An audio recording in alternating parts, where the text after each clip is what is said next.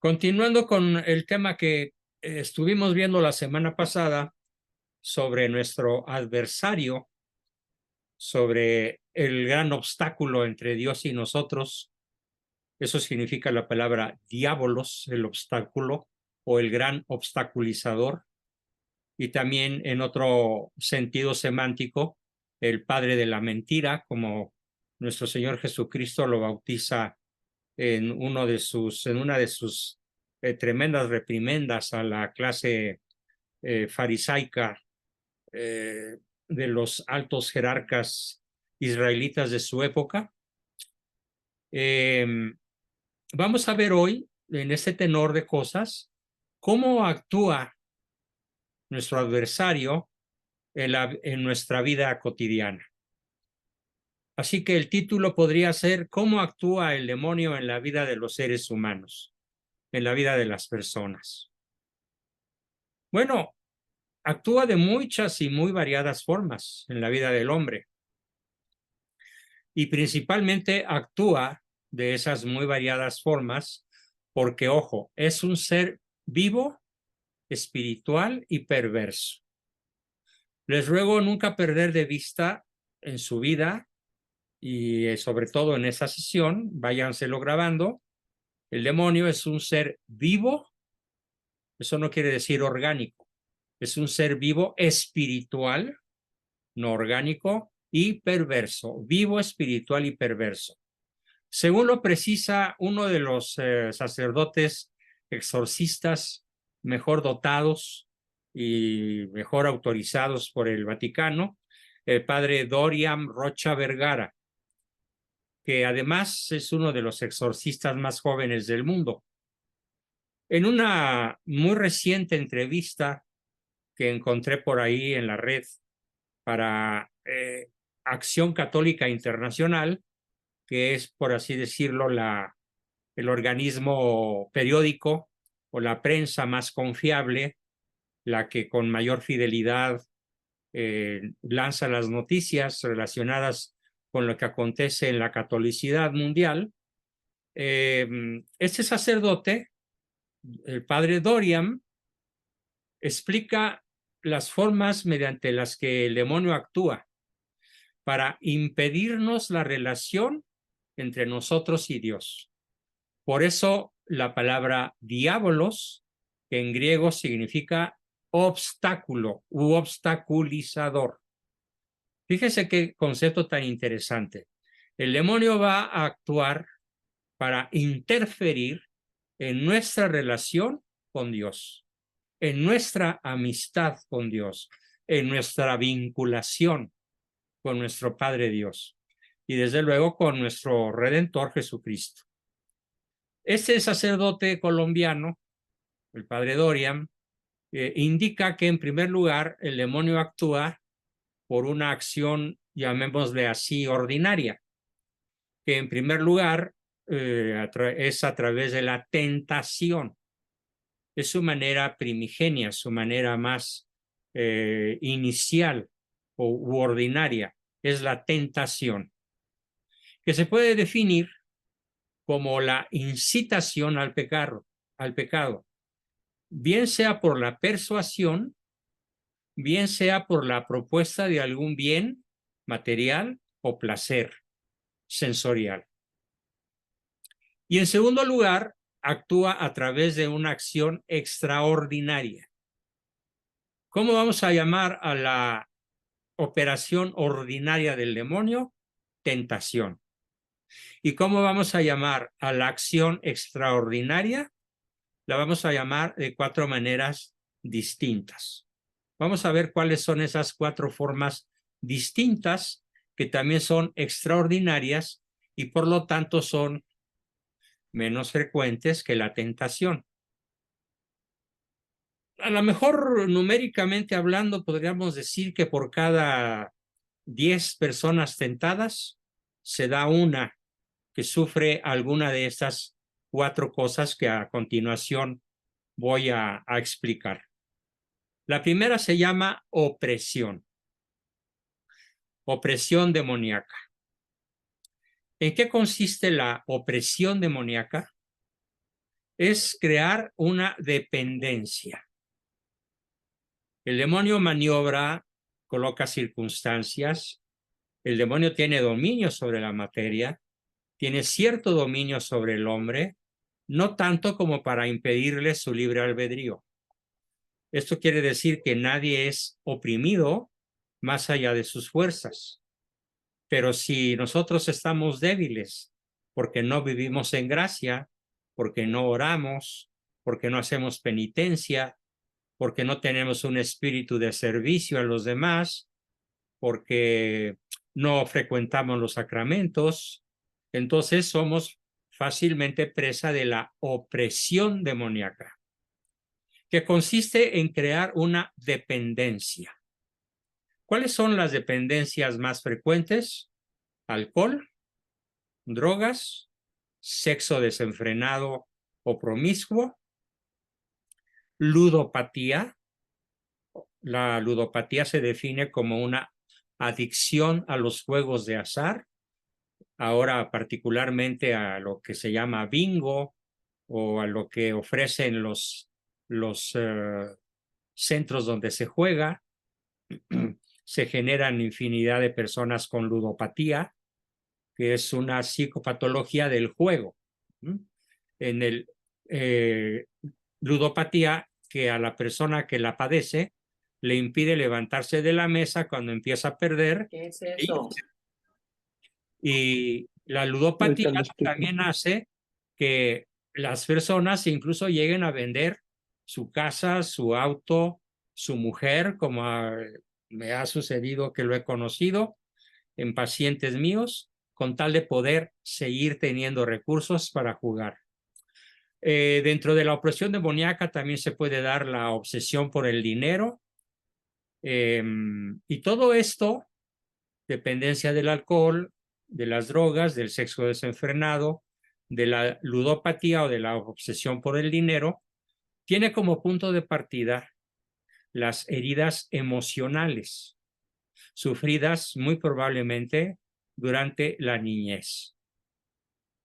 Esto nos lo dice otro sacerdote, el padre Rocha, también colombiano, que además ejerce la psicoterapia de una manera muy brillante y muy completa, y nos indica que en su experiencia clínica, las personas que han sufrido heridas graves durante su niñez son más vulnerables a crear este tipo de dependencias que con cierta facilidad se van a llegar a conducir o a concluir como lo que llamamos opresión demoníaca, que son dependencias.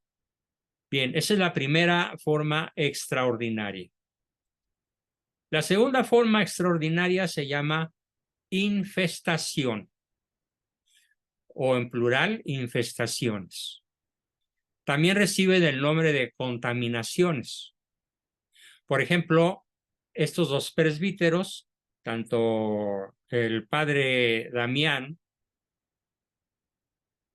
como otros cuyo nombre en estos momentos se me escapa, pero ya me lo recordarán ustedes, nos hablan de qué significan las infestaciones.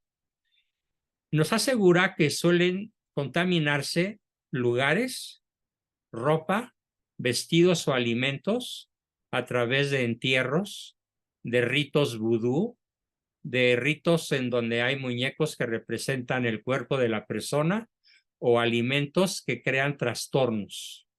Sí, es lo que podríamos llamar la brujería negra, la magia negra, que existe, por supuesto.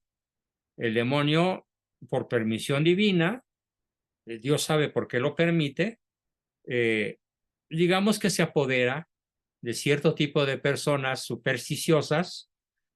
Hay en México ciudades enteras dedicadas a esto, como los Tuxtla.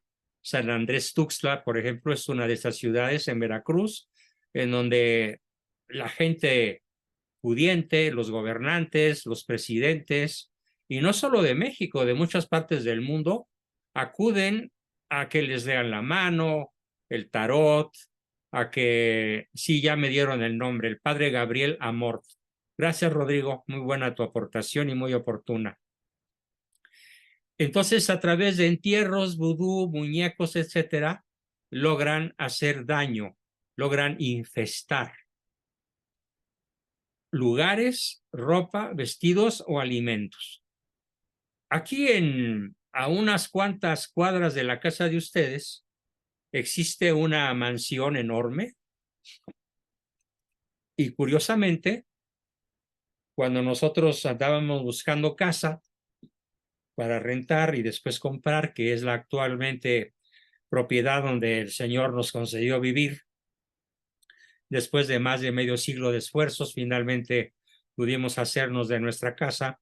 Pero antes de esta casa visitamos, bueno, mi esposa visitó, dice ella, y se lo creo, como 50 casas diferentes por la zona occidente del Valle de México, principalmente en la zona boscosa, porque es la mejor calidad atmosférica, la mejor calidad de vida, la zona más segura, etcétera. Y nos cuenta ella que en una ocasión entró a una casa que desde que entró le causó escalofríos. Esto fue hace 22 años, en el 2001. Han pasado 21 años y sabemos de buena fuente que todas las personas que han entrado a esa casa sienten lo mismo que mi esposa sintió, escalofríos, una presencia amenazante, una presencia fantasmagórica. No es que vean cosas, es que sienten que el lugar está infestado. Y en efecto, cuando yo entré, y yo soy una persona particularmente escéptica de este tipo de cosas, cuando entré, lo primero que observé no fue la sensación psicofísica que habían sentido mi esposa y los demás visitantes. Lo que yo observé fue una gran sala redonda con una mesa en el centro y que parecía una piedra dedicada a sacrificios humanos. Así que no me asombraría en lo absoluto que en ese lugar se hubiesen practicado sacrificios humanos, particularmente de niños. La casa sigue deshabitada, prácticamente ya está cayéndose a pedazos porque no le dan mantenimiento, la puerta principal desvencijada, pero es una casa que está en una zona ultrarresidencial, en la mejor avenida de muchas colonias, en Parques de la Herradura y zonas aledañas.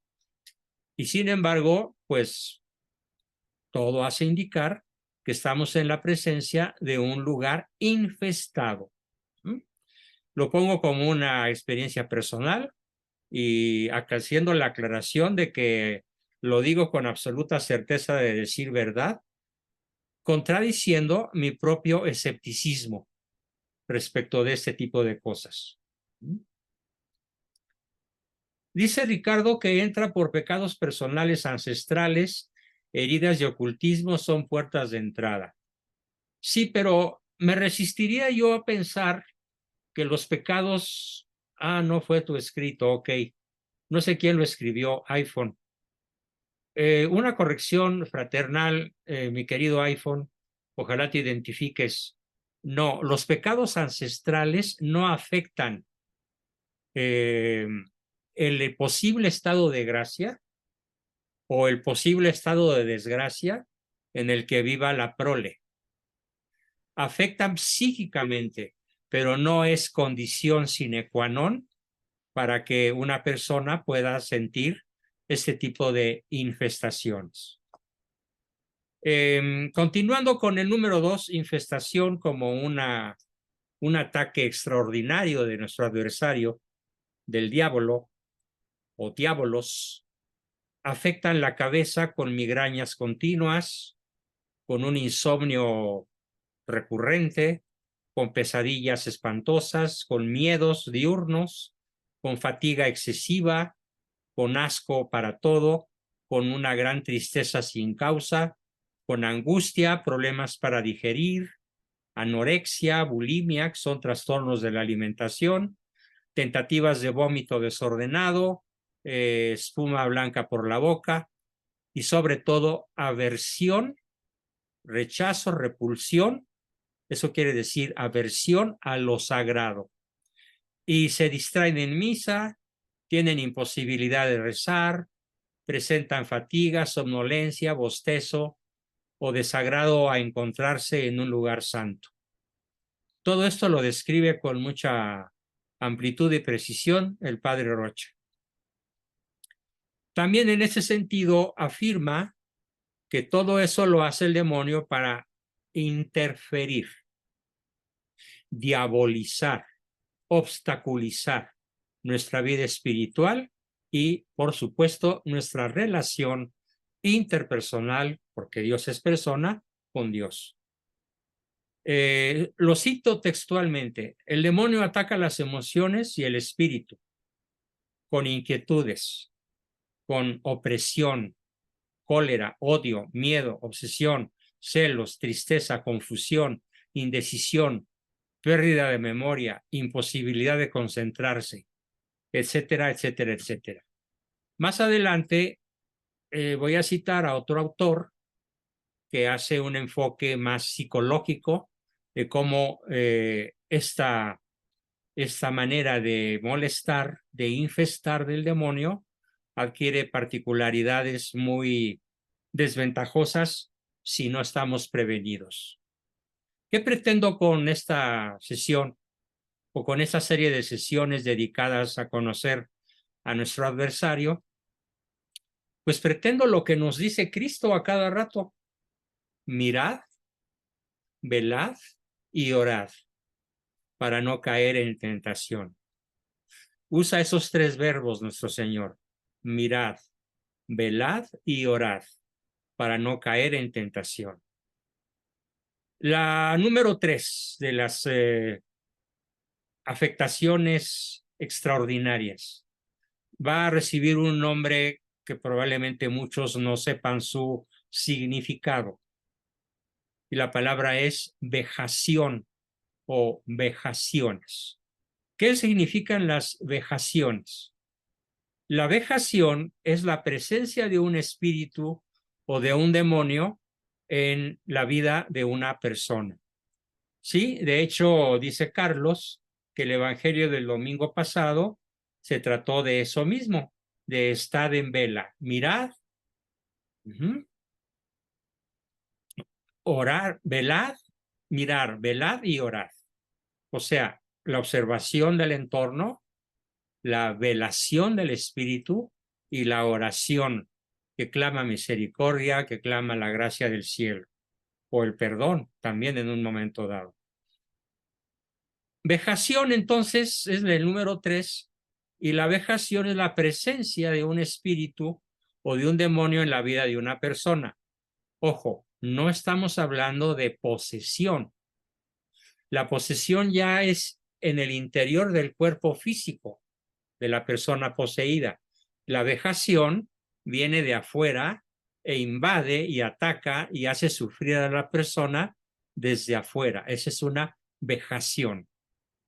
Nuestro Señor fue sujeto a una serie de vejaciones brutales por parte de la corte israelita que lo juzga y lo condena, pero también por vejaciones innombrables, indescriptibles, por parte de la soldadesca romana que gobernaba en aquella época Judea. El demonio es un ángel que se rebeló. Se llamaba Lucifer, ahora se llama Luzbel.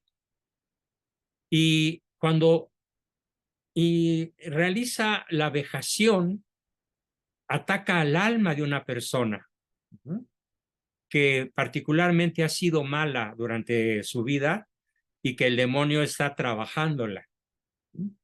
Esta vejación puede causarle a la persona que está siendo vejada, B chica y J, vejada, la persona pecadora en malas circunstancias anímicas, espirituales, alejado de la gracia, de los sacramentos, de la oración, sufre enfermedades, sufre espíritus que lo llevan a la ruina, a la muerte, a la depresión, a sentir que la vida no tiene sentido.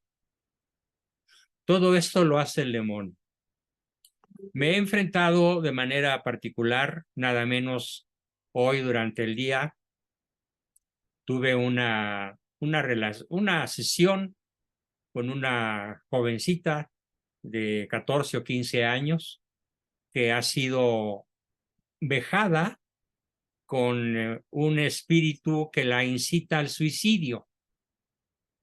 Y la lucha para que esa personita de tan escasa edad abandone la idea del suicidio, dice Luis Rivera, yo pasé por eso. A la hora que estemos platicando con el grupo, mi querido Luis, ojalá pudieras contarnos tu experiencia. Habla esta personita de apenas 14 o 15 años que se siente arruinada, que se siente tentada a suicidarse, que se siente deprimida, que no le haya sentido a su vida. Bien, todo eso puede ser. No afirmo tajantemente que lo sea, pero puede ser una experiencia vejatoria provenida de un espíritu maligno.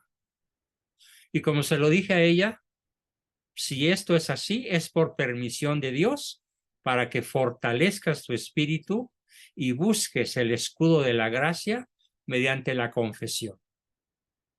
Y le pregunté, ¿cuánto hace que no te confiesas? Y me dijo, pues hice mi primera comunión a los 7 años y es la única vez que he comulgado. Imagínense. ¿Y cuánto hace que no te confiesas? Igual, me confesé para hacer mi primera comunión y desde entonces no he vuelto ni a confesar ni a comulgar. Entonces le dije, ¿tus papás no te han hablado del pecado? No. ¿De nuestro Señor Jesucristo? No. ¿De que corre riesgo tu alma de condenación eterna? No. Pues, ¿qué hacen tus papás, oye? Pues trabajan,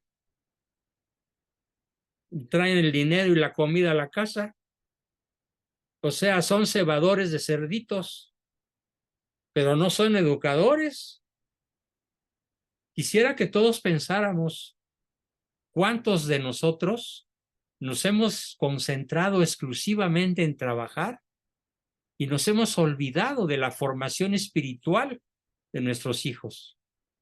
De tal forma que con mucho mayor facilidad son tentados por espíritus malignos que los hacen sentirse arruinados, empujados a la muerte, a la depresión, a la tristeza, a la pérdida del sentido de la vida. Y todo eso, queridos amigos, lo hace el demonio. La forma número 4, también extraordinaria, mediante la cual el demonio nos puede atacar, es la que ya vamos a llamar directamente la posesión. La posesión es lo más duro a lo cual se puede enfrentar un exorcista, las posesiones demoníacas.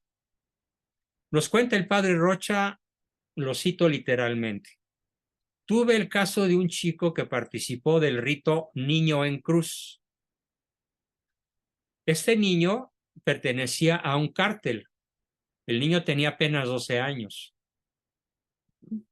Y le habían preparado, los narcotraficantes lo habían preparado para que vendiera su alma al demonio a cambio de que las balas de los policías o de los cárteles enemigos no le hicieran daño y pudiera continuar con sus labores de burro, así le llaman los narcos colombianos, al que lleva pocas cantidades de droga, pero muchas veces al día. Acá en México les llamamos narcomenudistas. Y ellos habían hecho el sacrificio o rito del niño en la cruz, en donde se le ofrece el alma al demonio, a cambio de que las balas de los narcotraficantes rivales o de los soldados o de los policías que buscan a los narcotraficantes para matarlos o fusilarlos. Sí, en Estados Unidos se le llama delivery, correcto, no le hicieran daño. Y le pidieron que mate a un familiar, a este niño, y entonces él se resistió. Él dijo que no. Y en el momento en el que este niño dijo que no a la orden dada por sus jefes de que matara a un familiar cercano, a un hermano de él, vino el proceso de posesión, en la cual el demonio entró en su cuerpo. Como lo hemos visto en las películas, algunas muy bien hechas, no recuerdo en estos momentos el nombre de alguna, pero Hollywood ha hecho alrededor de 5 o 6 películas sobre posesión diabólica y cuando menos 3 de ellas de alta calidad, tanto en el sentido cinematográfico como en el contenido teológico. La posesión. Y de hecho el Evangelio narra pues el caso de posesos. La posesión diabólica es una situación realista, una situación perfectamente verídica que le puede pasar a cualquier persona, incluso aunque no sea una persona perversa. A veces ha llegado a suceder a lo largo de la historia en donde es una persona virtuosa, una persona buena, y por una permisión especial del cielo, el demonio lo ataca, lo posee, pero obviamente ad maiorem Dei gloriam, para la mayor gloria de Dios. Porque finalmente el demonio pues pierde y es expulsado y la persona queda liberada. Ahora, antes de ver de manera más fina, más detallista cómo nos ataca el demonio, vale la pena, como un contrapeso a lo que llevamos visto, platicarles un poco acerca de lo que nos dice el padre Dorian. ¿Cuáles son nuestras mejores armas contra el poder del demonio? Enuncia primero la oración. A ver, películas, sí, aquí nos están brindando un título, El exorcismo de Emily Rose, El rito, correcto. Es cierto, yo la vi y vale la pena verla o conocerla para comprender bien lo que es una posesión. El padre Dorian nos dice, contra la acción ordinaria y extraordinaria del demonio, tenemos 1, 2, 3, 4 cosas fundamentales. La oración, la vida de gracia, los sacramentos y la que para mi gusto es la más importante de todas, un amor profundísimo a la Virgen María expresado en el rezo cotidiano del Santo Rosario. Los sacramentales también, aunque lo son en mucho menor potencia. Los sacramentales son muy inferiores en poder liberatorio si lo comparamos con la vida de sacramentos, penitencia o confesión y, desde luego, Eucaristía. Porque de hecho el sacramental, como el agua, la sal, el aceite, no restauran en la persona el estado de gracia. La restauración del estado de gracia solo se da a través de la confesión y de la penitencia, no a través de los sacramentales. De tal manera que me atrevo a decir que un sacramental, el agua, el aceite, la sal, pueden ser completamente inútiles si la persona no está en estado de gracia. Pregunta Luisa Aguilar Guido si es verdad que el adversario enemigo escucha nuestro lenguaje verbal, no solo nuestros pensamientos. Cuando se los comunicamos, cuando estamos en desgracia de Dios y en gracia, por así decirlo, del demonio, él conoce bien nuestra personalidad. Bastante mejor que cualquier psicólogo la pueda conocer. Porque el demonio, en términos de inteligencia, es un genio. Al lado de cualquier ser humano, por inteligente que sea, el demonio nos rebasa en inteligencia miles de veces, como espíritu puro que es.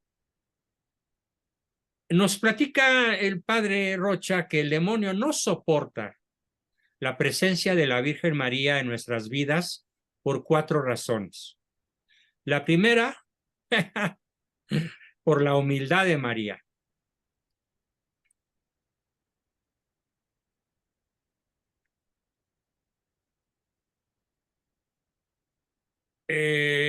Dice Carlos Padilla que el demonio es el formidable psiquiatra pero malvado, correcto. Muy bien. El demonio no soporta la presencia de María por 4 razones. Primera, por la humildad de María. Claro, siendo el demonio la quinta esencia de la soberbia, evidentemente su mayor repulsión va a ser por aquella criatura de Dios que es el prototipo de la humildad. Tampoco soporta que Dios mismo se haya encarnado en ella. Eso lo humilla de manera insoportable. Lo humilla demasiado. Emmanuel nos dice que el demonio descubre nuestros pensamientos gracias a su inteligencia. Claro, bien. Justamente lo que acabo de explicar. No soporta pues que Dios se haya encarnado en María y eso lo humilla demasiado. Una segunda cosa es la pureza de María. Lo ofende de manera muy, muy brutal, porque él es un ser sucio y bajo, al que le encanta la merde, ¿no? La porquería, la cochinada. No soporta la pureza de María. Tercero, no soporta la obediencia y la sumisión total de María a Dios. Hágase en mí según tu palabra.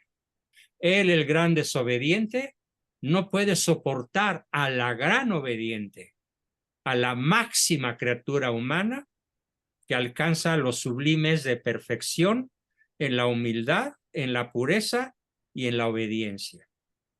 ¿Quién es la Virgen? Es el prototipo de la humildad, de la pureza y de la obediencia. Entonces, el demonio es, contrariamente a esto, el prototipo de lo opuesto, de la soberbia, de la impureza y de la rebeldía. Ahí tienen palabra por palabra la dicotomía brutal, ¿sí?, que se da en estos 6 términos. 3 de un lado, del lado de María, 3 del otro lado, del lado del demonio. Finalmente, no soporta que María lo derrote en todo. Es la Virgen la que aplasta la cabeza de la serpiente.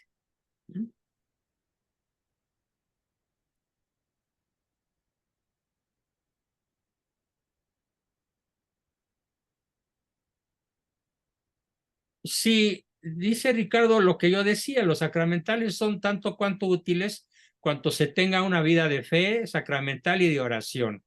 Claro. Por sí mismos los sacramentales pueden dar algo de ayuda. Bueno, podrían como ser una especie de invitación a las personas que no están en gracia. Pero bueno, en fin, nos regresamos a lo que decíamos sobre María. Ya dije todo sobre María. Y acerca de los santos, hay que decir que los demonios no soportan a San Benito, que fue su principal adversario, a San Juan Pablo II y a San Pío de Pietrelcina. Yo he podido liberar a personas solamente con la presencia de María y terminar con el Magnificat. Nos platica el padre Rocha. Fíjense, El padre Rocha, este gran exorcista colombiano, nos dice: yo he podido liberar a personas de la posesión satánica únicamente con la presencia de María y terminar con el Magnificat, que es la oración suprema a la Virgen María. Platicamos, por otra parte, que el padre el padre Stephen Rossetti, que fue 12 años exorcista de la arquidiócesis de Washington y que lleva 3 décadas trabajando en el tratamiento psicológico y en la renovación espiritual de sacerdotes y religiosos. Además, este señor, el padre Stephen Rossetti, funda y dirige actualmente el centro que se llama el Centro para la Renovación Espiritual de San Miguel Arcángel, que es una organización católica no lucrativa que hace oración con las personas con padecimientos espirituales, especialmente la sanación y la liberación. En un portal vinculado a esta obra, el padre Stephen refiere cómo muchas veces Satanás, ojo, queridos amigos, pacientes, alumnos, tomen nota por favor de esto, porque infinidad de ocasiones yo mando a las personas a confesarse para que recuperen el estado de gracia, porque yo, por buen terapeuta que sea, así fuéramos todos los terapeutas del mundo juntos, no te podemos dar la absolución.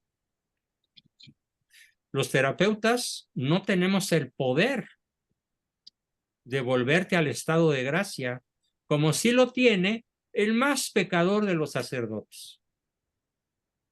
Si un sacerdote vicioso, ignorante, descuidado, inculto, mal portado, pero sacerdote, te da la absolución, tiene el poder para absolverte de tus pecados.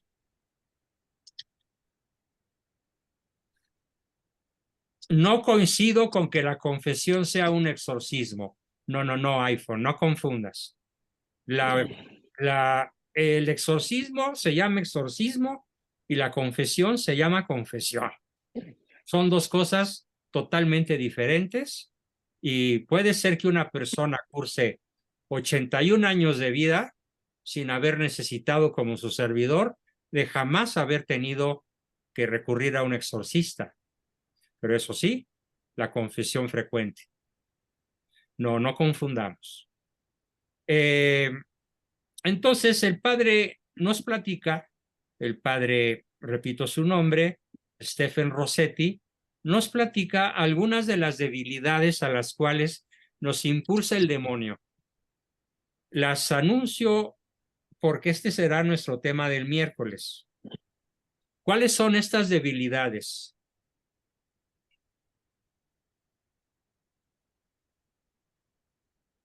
Dice Carlos Padilla que la confesión es por mucho más poderosa que el exorcismo. Bueno, no lo afirmaría yo de una manera tan contundente sin hacer la investigación adecuada. No, en estos momentos no me atrevo ni a contradecir a Carlos ni a afirmar lo que él dice, pero prometo, Carlos, que lo voy a estudiar. Entonces, ¿cuáles son esas debilidades de las cuales el demonio se aprovecha? Engrandece y nos presenta muchas veces como la única salida posible para nuestra vida. Bueno, nos presenta la baja autoestima, los pensamientos depresivos, las ideas desagradables y repetitivas, la ansiedad, el miedo extremo sin causa lógica, las frustraciones que no se pueden manejar ni digerir, la ira explosiva e incontenible. Y muchas veces todos estos fenómenos psicológicos se traducen en varias sugerencias continuas que vienen del demonio y que serán tema de la sesión del miércoles. ¿Eres una persona terrible? no hay esperanza para ti, a Dios no le importas, tu tortura me encargo de que sea interminable, te vas a ir al infierno y sería mejor que de una vez te suicidaras. Esas obsesiones demoníacas son doblemente peligrosas porque Satanás puede ocultarse detrás de las debilidades psicológicas de cada uno de nosotros. Los escrúpulos son una debilidad, pregunta Luisa Aguilar Guido. Sí, los escrúpulos te hacen particularmente vulnerable y puede llegar a ser una tremenda tentación demoníaca. Claro que sí, y es un perfil de personalidad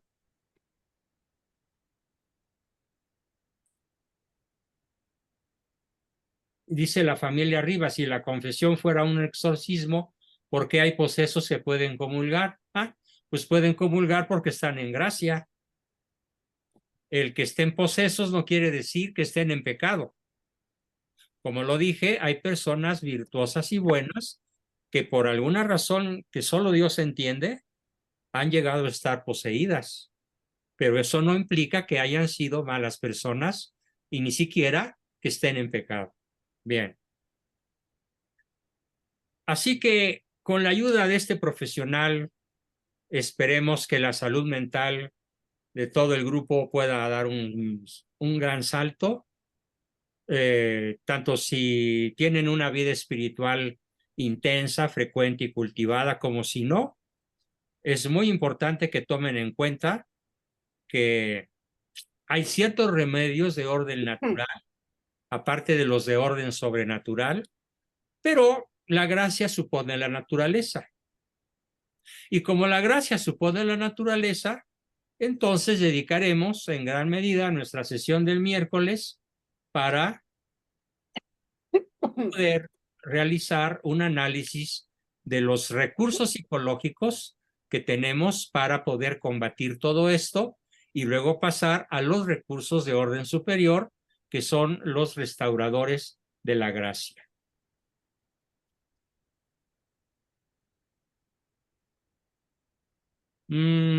Hay muchas cosas como las que acaba de escribir Ricardo, que son discutibles.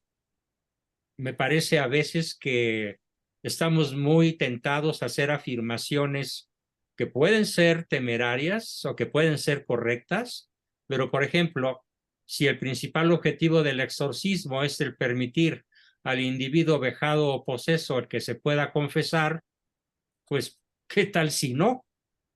O sea, yo veo muchas restricciones en lo que afirmas, Ricardo.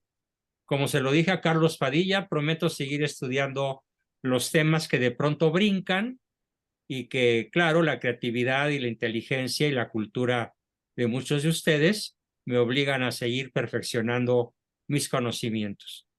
Por el momento, a ver qué nos dice por aquí Aarón Álvarez. Deberían compartir también qué hacer en caso de influencias maléficas o diabólicas. Por supuesto, Aarón, con mucho gusto. Creo que cuenta con eso, lo vamos a platicar con mucha calma el próximo miércoles, contestándote directamente lo que quieres que compartamos contigo. Ya Carlos Padilla te está diciendo la oración, pero bueno, no es nada más la oración, es todo un proceso de combate espiritual en el que muchas veces nos vemos necesitados de emprender para poder finalmente cantar victoria. Hasta aquí mi exposición del día de hoy y comenzamos con sus preguntas, aportaciones y demás. Bien, ¿quién quiere comenzar?